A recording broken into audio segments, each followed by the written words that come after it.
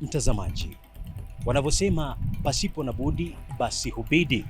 Hii ndio kauli halisia inayoelezea jinsi hali ilivyo kwa Wakenya, hasa ikizingatiwa kupanda ikiwa ni kwa bei za bidhaa za mafuta ya magari, wengi wa Wakenya wakilazimika kutafuta mbinu mbadala za ni vipi watajimudu kimaisha. Sehemu nyingi za mijini zinashuhudia viwango vya chini vya magari ya uchukuzi na kibinafsi, wengi wakiamua kuyaacha magari yao nyumbani na kuabiri huduma za pikipiki za uchukuzi maarufu bodaboda. Wengine pia wameishia kutembea kufuatia kupanda kwa nauli, vituo vya kuuza mafuta ya magari vikishuhudia viwango vidogo vya wateja. Watu wanatembea, fuel price ikiwa imepanda hivyo inaharibu vitu nyingi sana. Bei ya mafuta inapopanda, bei ya uzalishaji bidhaa na usafirishaji bidhaa za ndani na nje ya nchi hupanda pia. Hali hii ikipelekea mfumuko wa bei na kuathiri maisha kila siku moja kwa moja. Washikadau katika sekta ya viwanda na usafirishaji, hasa uchukuzi wa abiria na mizigo, ni miongoni mwa walioathirika pakubwa na kupanda kwa bei hizi. Sasa hii lori imekaa hapa tangu waongeze mafuta, haijaenda mahali.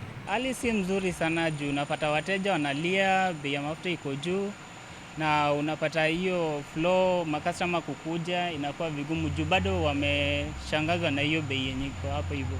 Mamlaka ya Kawi na udhibiti wa bei za mafuta nchini EPRA imetangaza kuwa kupanda kwa bei za mafuta Kenya ni hali iliyochangiwa na vita Mashariki ya Kati. Tathmini ya kina katika taratibu zinazochangia bei za mafuta ni kuwa gharama inayotozwa mafuta yanapowasili bandarini Mombasa ni shilingi 107 kwa kila lita ya petroli na 133 kwa lita mafuta ya dizeli na shilingi 170 kwa lita kwa mafuta taa.